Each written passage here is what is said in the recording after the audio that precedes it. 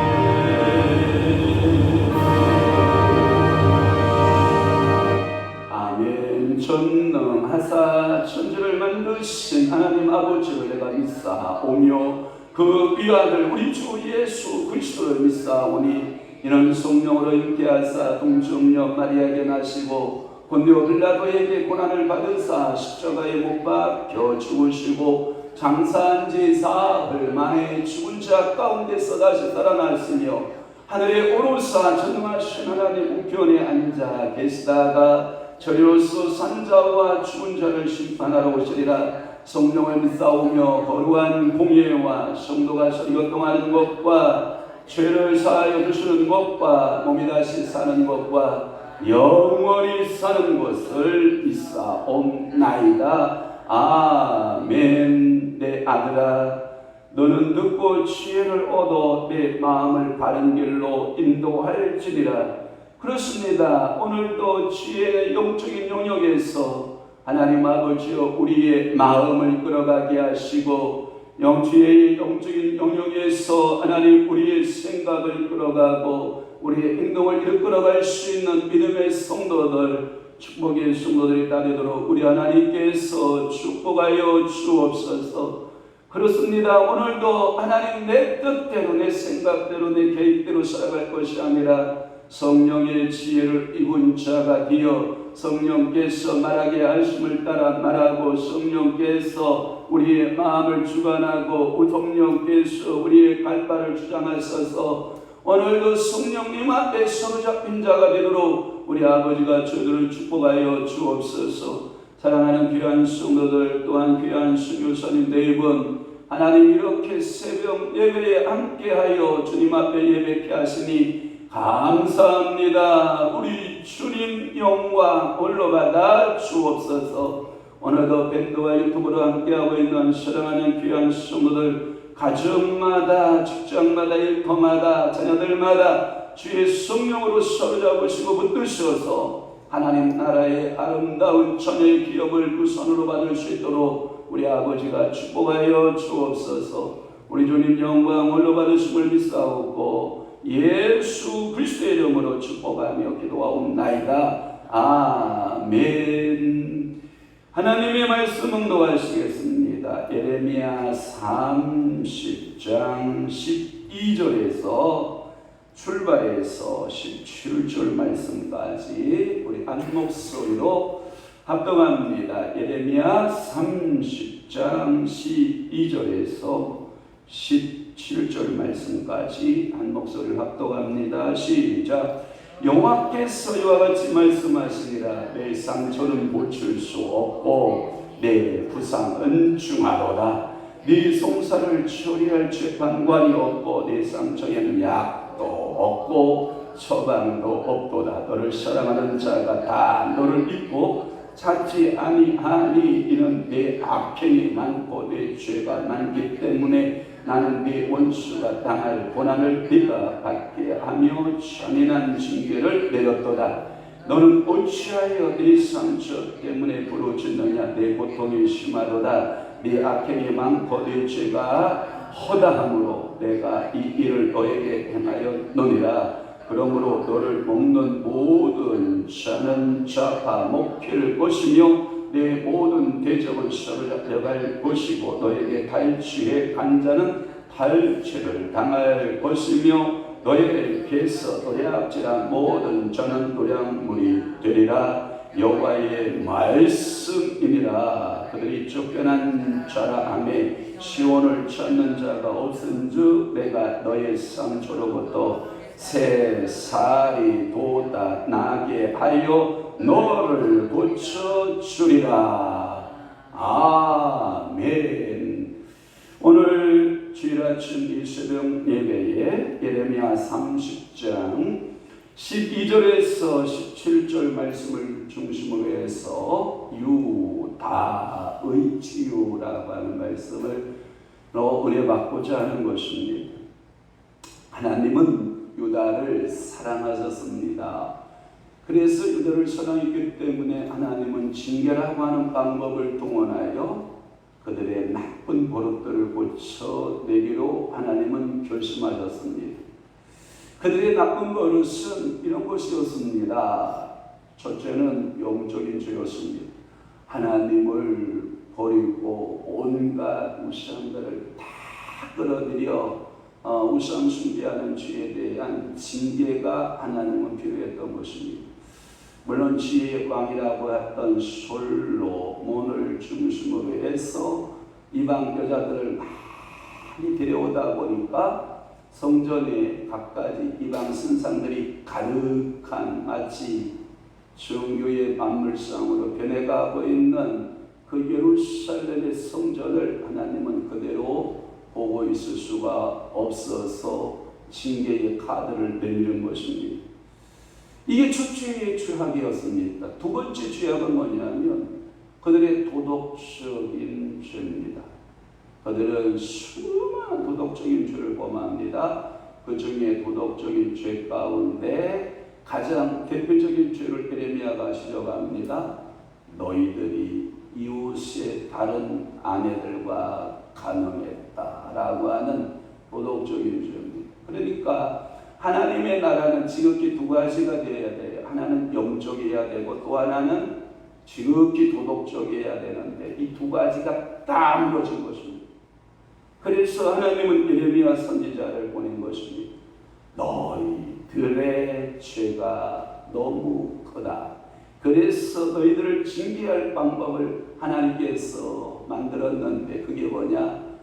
북이스라엘은 아수르라고 하는 나라와 남유다는 바벨론이라고 하는 그 나라의 징계의 도구로 넘겨줄 것이다. 그래서 너희들이 징계를 받을 때 많은 상처들을 받게 될 것이다. 그런데 그 상처는 새로운 지도자가 나타나서 너희 상처를 치료할 것이다. 그리고 너희를 징계했던 그 부직갱이같이 사용했던 그 부직갱이마저도 나는 치료할 것이고 징계할 것이고, 그게 누구냐면 이제 느부갓네살이 그 일 대상자가 될 것이고요. 그래서 고레스라고 하는 새 왕을 통해서 너희들을 회복하는 그 회복의 도구로 70년이 찰 터인데, 그 70년이 차면 너희들이 예루살렘으로 전부 귀화하여 돌아오는 역사가 있다.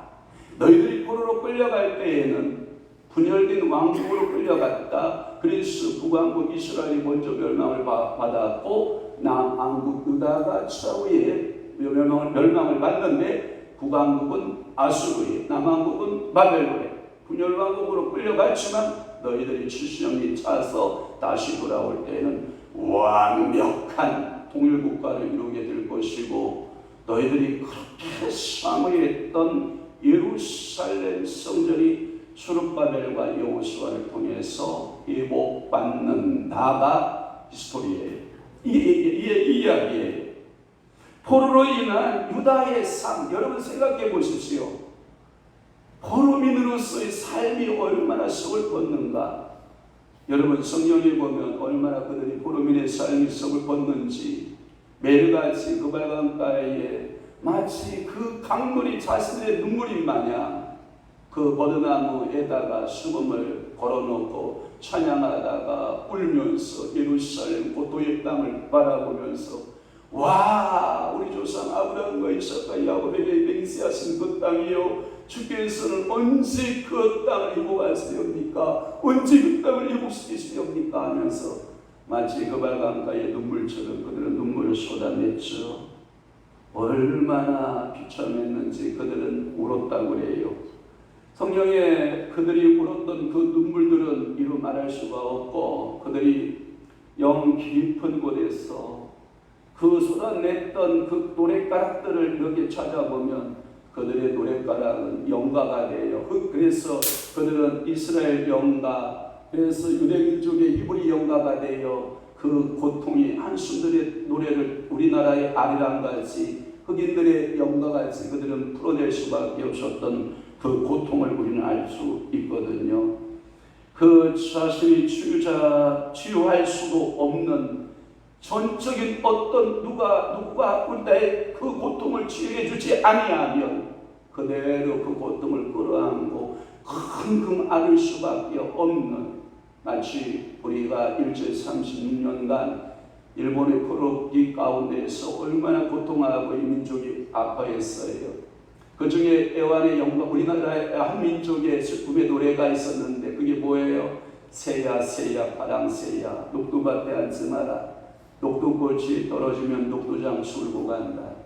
여러분, 이 시인의 노래 가운데 여러분 우리나라를 녹두밭으로 표현되어 있고, 새야 새야 파랑새는 일본 불인도로 표현되어져서 우리나라의 그 애환을 담아서 노래를 불렀던 그 비참한 노래가 있는 것처럼 유대의 백성들에게도 그러한 비참한 노래들이 있었는데 자신들이 그 독립을 유지할 수가 없거든요.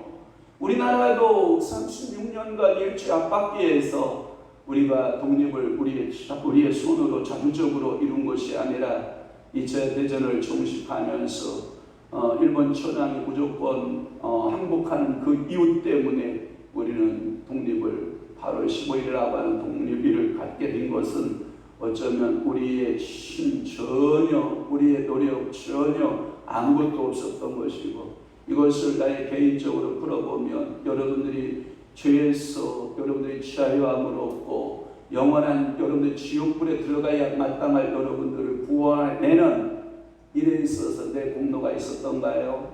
없던데요. 제가 아무리 제 자신을 돌아봐도 없던데요. 내 부모가 몇 대의 신앙을 가졌느냐, 그거 중요하지 않던데요.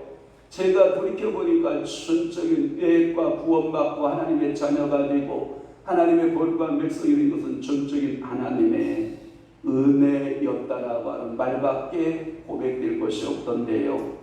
자, 오늘 본문 12절을 풀면 이런 내용입니다. 여호와께서 이와 같이 말씀하십니다. 내 상처는 뭐할 수 없고 고칠 수 없다. 그 다음에 네 부상은 뭐하다? 중하다. 죽을 만큼 상처가 크다, 이 뜻이에요. 이 개정판 성경에는 이 부상으로 번역이 되어 있는데, 옛날 우리가 한글판 성경에는 뭘로 번역이 되어 있냐면 창상이에요. 창상. 여러분들이 칼에 베어도 회복될 만한 그 부상이 있는가 하면, 여러분 전혀 그 대동맥이 끊어지거나 이런 경우에는 이 회복이 전혀 기대할 수가 없는 거거든요. 총상도 마찬가지거든요. 이 총상도 이 부상을 당하게 되면 회복이 가능한 부상이 있고 회복이 전혀 불가능한 부상이 있듯이 이스라엘을 본 거예요. 하나님이 진단하셨어요. 세상 의사가 진단한 게 아니에요. 하나님께서 진단하셨어요. 누구를? 유다를. 그랬더니 너희를 진단해 보니까 어머나 상처 고칠 수 없다. 여러분 진단해보니 이 부상, 여러분 진단, 이게 고칠 수 없는 상태예요. 그래서 정기 목사님은 이런 말씀을 하시더라고요. 하나님은 왜 인생에게 절대적 절망을 허락하셨을까요? 그것은 반대로 절대적인 희망자가 있기 때문에 우리에게 그분을 만나지 아니하면 우리는 절대 절망 속에 좌절하여 살 수밖에 없지만, 그러나 절대 희망자이신 예수 그리스도를 만나면 그 절망이 변하여 희망으로 된다, 이렇게 보는 거거든요. 그 말은 의미는 뭐냐면 에레미야가 이 이스라엘 백성들을 몇 차례 진단해 보는 거거든요. 눈물로 찾아가서 호소도 하고 크게 끓는 심정을 가지고 그 백성들을 향하여서 그렇게 눈물의 선지자, 애국의 선지자 아닙니까? 그렇게 호소해 보았는데 그래도 그들은 회개할 줄 모르고 하나님 앞에 돌아올 줄 모르는 거예요. 제가 어저께 우리 교단신문을 이렇게 보고 있다가 어떤 어르신이 글을 쓴 것에 컬럼을 이렇게 보게 됐는데, 마귀가 하지 못하는 것 두 개가 있다 그러는 거예요. 아니, 마귀가 하지 못하는 것 두 가지가 뭘까라고 생각해 봤더니, 첫째, 마귀는 회개할 줄 모른다는 거예요. 회개를 못한다는 거예요. 한번 여러분 내 성분을 한번 생각해 보세요. 오늘 여러분 성령께서 내 마음에 생각선 누르시고 감정선 누르시고 여러분 마음선, 여러분 행동의 선에 대해서, 행동 반경에 대해서 성령께서 어떤 버튼을 뚝 눌렀는데, 성령님 제가 그것에 대해서는 너무 빨랐고, 성령님 그거에 대해서 내가 너무 느렸고, 성령님 내가 성령님 뜻대로 살지 못한 것이 있나이다 생각나면 여러분들 손 들고 어떻게 하면 돼요? 회개하면 되잖아요. 근데 사단은 회개해야 안 해요? 그럼 여러분 사단적이에요. 여러분들이 마귀적이란 말이에요. 또 하나 그분의 글을 읽다가 제가 마음에 닿은 게 뭐냐면, 마귀가 하지 못하는 두 번째가 뭔지 알아요? 감사가 없다는 거예요. 절대 사단은 감사를 못한다는 거예요. 한번 여러분 생각해봐요. 오늘 단점에서 나를 깨워주셨으니 감사, 날 구원하신 주 감사, 장미꽃 그 아름다운 꽃 주시니 감사, 또한 그 가시 감사. 아멘? 여러분들의 모든 삶의 모든 여건 속에 감사의 요소들이 너무 많죠. 그런데 예레미야가 네 상처가 고칠 수 없어, 네 부상을 너무 중해, 이런 말을 한 번만 표현한 게 아니에요. 성경에 보면 예레미야 10장 19절, 14장 17절, 15장 18절에 똑같은 말씀들을 계속하여 반복하여 말씀하셔요. 그러면 계속 반복했다는 말은 제가 여러분들이 몇 번 강조했죠. 그만큼 뭐하다? 중요하다. 그러면 네 상처를 고치는 방법과 네 부상을 고치는 방법은 뭐냐? 두 손 들고 하나님께 뭐하기? 항복하기. 두 손 들고 하나님 앞에 뭐하기? 회개하기, 하나님 앞에 뭐하기, 감사하기가 되어지기 시작하며 성령께서 내 영혼에 찾아오셔서 무엇인가 고치시기를 시작을 하죠. 이것을 두고 여러분 영적 성전, 여러분 자신 성전 리모델링이 시작된 거거든요. 안 하거든요. 게으르거든요. 귀찮거든요. 공사를 하려면 부산을 떠나야 되거든요. 오늘 이 새벽에 혹시라도 성령께서 여러분들의 생각과 마음과 여러분들의 모든 영적인 영역 부분과 혼적인 영역 부분과 여러분 육적인 세 가지 영역 부분에서 나하고 리모델링 다시 할래? 라고 성령님이 초대 요청하시거든. 두 손 들고 성령님 그러면 시작해보지요 하고 여러분들 자신을 주님 앞에 내어 놓기를 주님의 축복합니다. 유다가 바벨론으로 침공을 받은 상처는 너무나도 크고 그 자신은 전혀 회복할 수도 없고 재생할 힘도 없었고 그들이 해방될 때 자력으로 된 것이 아니라 바사의 왕 고레스에 의해서 구원받았다라고 하는 것을 우리 개인 구원론에 적용해 보면 그렇구나. 내 힘으로 내 능력으로 사탄의 결박에서 풀어낼 능력이 있다 없다? 없다. 영적 고레스가 반드시 필요한데 그 영적 고레스는 예수 그리스도의 은혜 아니면 된다 안 된다? 안 된다. 13절 내 송사를 보고할 때에 처리할 때에 재판관이 없고 내 상처에는 약도 없고 처방도 없다.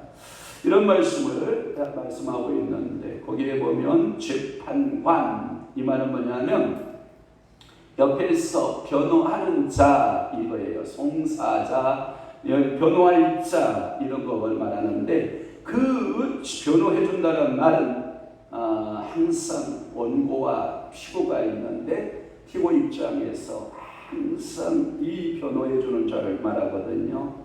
그 다음에 내 상처에 약이 없다라는 말은 거기 한글판에 보면 쌈의 약이거든요. 쌈이 줄 것이 없어요. 여러분 이런 비극이 어디 있어요? 제가 오늘 새벽에도 이 대화하면서 오면서 이런 얘기를 우리 권사님들하고 나눴는데 어떤 병이 걸렸느냐도 중요하지만 더 중요한 게 있다고요. 그게 뭐냐면 어떤 의사를 만났느냐. 여러분들이 병이 깊다 할지라도 명의를 만나면 그 사람은 뭐하죠? 치료가 되고 살아날 수 있는 가능성이 많지만 별것도 아닌 병을 가지고 병원에 입원했는데 죽어 나오는 사람들 있어요 없어요? 있어요. 그러니까 이게 죽은 의사를 못 만난 거예요. 그러면서 14절 말씀에 보면 다 함께 시작. 너를 사랑하는 자가 다 너를 잊고 찾지 아니하니 이는 네 악행이 많고 네 죄가 많기 때문에 나는 네 원수가 당할 고난을 네가 받게 하며 잔인한 징계를 내렸도다. 거기 하나님의 마음이 딱 들어있어요. 뭐라고 말하고 있냐면 내가 너를 징계할 때 사랑하는 자를 징계할 때 하나님께서 잔인한 방법을 썼다는 거죠. 사랑하는 성도 여러분, 때때로 우리 주님한테 이런 말을 여러분들 쓰지 않나요? 내가 매를 맞아서 우리 신학교에 오신 목사님들 이렇게 간증들을 한 통화씩 들어보면 아니 왜 전도사님은 신학교에 오셨어? 하고 서로 대화를 하다 보면 제가 너무 교만했습니다. 잘 나갔을 때 너무 교만했지요. 그리고 매를 맞고 다 잃어버리고 두 손 들고 하나님 앞에 왔습니다. 이런 간증들은 수없이 많아요. 주님께서 오늘도 유다의 동맹국에 가리키면서 하신 말씀이 뭐냐면 너희들이 자꾸만 너희들의 악한 악행이 있는데 그게 뭐냐? 여호와 하나님을 찾아라. 여호와 하나님께 도움을 구하라. 그런데 이스라엘과 유다 백성들이 어디를 동맹국을 찾냐면 애굽에 가서 손을 벌리면 그 애굽의 군대가 와서 북쪽에서부터 밀려오는 이 세력들을 막아준다. 이 악행을 저지른 거예요. 여러분 오늘도 이런 악행 저지르면 안 돼요. 내가 하나님을 믿을 때 순적인 하나님의 신뢰가 필요한 거예요. 그런데 우리는 종종 인간적인 계산법으로 인하여서 악행을 저지를 때가 얼마나 많은지 몰라요. 여러분, 이런 말이 있어요. 계산하지 말자. 머리로 계산하지 말자. 그 대신 뭐하라? 무릎을 꿇어라. 그러면 네 머리로 계산하는 것보다 무릎으로 꿇은 그 능력이 너의 계산보다 탁월하다. 가끔마다 제가 우리 목회자들 만나서 영성 우리가 하잖아요. 늘 제가 강조하고 있는 것 중에 하나가 당신이 강단의 용어가 어떤 용어가 많은가를 한번 분석해봐라. 당신들이 쓰고 있는 용어, 물론 제게 하는 말이에요. 그 용어 가운데 머리의 언어가 많으냐, 가슴의 언어가 많으냐, 무릎의 언어가 많으냐. 저는 목회를 하면서 이런 생각을 해봐요. 머리의 언어 가지고 사람 변화가 안 돼요. 가슴 언어 가지고도 사람이 변화가 안 되던데요. 그런데 한 가지 언어는 능력이 있던데요. 그게 뭐냐면 무릎의 언어예요. 무릎을 꿇은 그 언어는요, 하나님이 성취하셨던데요. 그 무릎 속에는 눈물이 있던데요. 그 무릎 속에는 사람을 감동시키는 능력이 있던데요. 그래서 저희가 늘 하는 말이 강단에서 많은 말씀이 선포되지만 무릎 언어를 사용해서 성도들의 영의 그 메시지를 던져야만 성도들이 변화가 일어나지 않겠느냐. 그 말은 뭐냐면 무릎 언어는 너 자신부터 변화되지 않으면 성도들이 변화된다 안 된다? 안 된다. 이 이야기들을 많이 나누곤 합니다. 유다가 바벨론의 공격을 받을 때에 애국을 향해서 지원 요청을 해보지만 애국은 역시 종료랑에 불과합니다. 모든 거짓 선지자들은 말합니다. 북왕국에서 밀려오는 저 군대쯤이야. 남쪽에 가서 애국에 가서 용병들을 데려다가 충분히 막을 수 있습니다. 저 예레미야가 70년의 포록이라고 말하나 하나냐 같은 거짓 선지자는 1년이면 몽땅 끝납니다. 자, 성전에 있던 모든 기물이 다 바벨론으로 옮겨가는 것 같으나 다시 다 돌아올 것입니다. 어떤 유튜브를 보니까 참 목사와 거짓 목사. 참 목사는 성경의 말씀을 그대로 전해주는 목사, 참 목사. 거짓 목사, 평안하다, 평안하다, 괜찮다, 괜찮다, 희망적이다, 희망적이다. 저는 오래전에 이런 생각을 했어요. 하나님, 무엇이 긍정이고 무엇이 부정입니까? 라고 물었어요. 그때 정확하게 제가 물어보고 받은 말씀 중에 하나가 뭐였냐면 이런 메시지였어요. 내가 말씀의 부정을 말하면 너는 철저히 부정을 말하라. 이게 긍정이다. 내가 긍정을 말하고 있는데 네가 부정을 말하면 안 된다. 너는 내가 긍정을 말할 때 너는 긍정을 말하라. 성경이 부정을 말하고 있는데 너의 환경이 아무리 긍정이라 할지라도 너는 부정을 말하라. 말씀이 시키는 대로 하라. 성경이 긍정을 말하고 있는데 너의 환경이 아무리 부정적이라 할지라도 전혀 소망이 보이지 않고 절대적 절망 가운데 환경이 빠져 있어요. 그런데 말씀이 긍정일 때 너는 긍정을 말하라. 이게 주님께서 저에게 주셨던 메시지 중에 하나예요. 그래서 저는 환경 바라보는데 눈을 감고 무서우니까 눈을 감아버리고 눈을 감으면 누가 보이냐면 주님이 보여요. 그래서 부정적 환경에는 뭘 감자? 눈을 감자. 그리고 긍정이신 하나님께 향하여 뭘 하자? 눈을 뜨자. 그게 우리의 신앙의 모토였으면 좋겠어요. 자, 15절 볼게요. 어찌하여 내 상처 때문에 부르짖느냐, 내 고통이 심하고 이런 말씀들이 쭉 나오거든요. 여러분들이 이러한 고통을 당할 때 할 수 있는 것은 부르짖음이죠. 여러분들이 할 수 있는 것이 하나님 앞에 기도하는 것이죠. 이런데 아무리 너희들이 부르짖음, 여러분들이 고통이 심하다고 해서 유다는 이런 거예요. 이런 거예요. 자, 파리가 자꾸 날라와요. 그러니까 파리를 쫓느라고 바빠요. 계속 파리만 쫓고 있는 거예요. 여러분, 파리가 안 오는 방법은 그 음식물을 뭐 하면 되죠? 처리하면 되죠. 처리를 안 하고 이 외형적인 모습만 계속 강조하고 있는 거예요. 악해. 회개하면 되잖아요. 하나님께로 돌아오면 되잖아요. 그러면서 계속 두들겨 맞으면서 뭐라고 하는지 알아요? 아파요. 아파요. 이러고 있어요. 이게 누구의 모습이냐? 내 모습이에요. 아프다는 거예요. 관계도 마찬가지. 누구와의 물질 관계도 마찬가지. 사람과의 관계도 마찬가지. 그 원인을 찾아서 왜 그랬을까? 성령님 깨우쳐 주세요.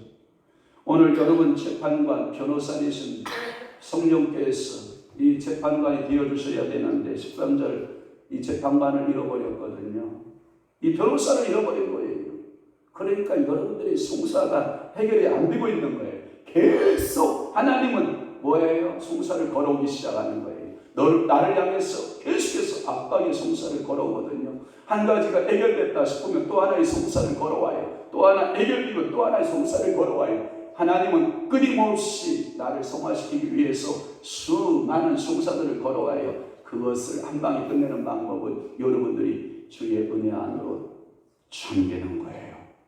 은혜 안으로 나는 없다 하고 머리를 푹 잠기고 싶어 나는 죽었다는 순간 다 끝나는 거거든요. 그런데 여러분들이 안 죽으니까 하나님은 죽이는 방법이 뭐냐? 계속 송사를 거는 거예요.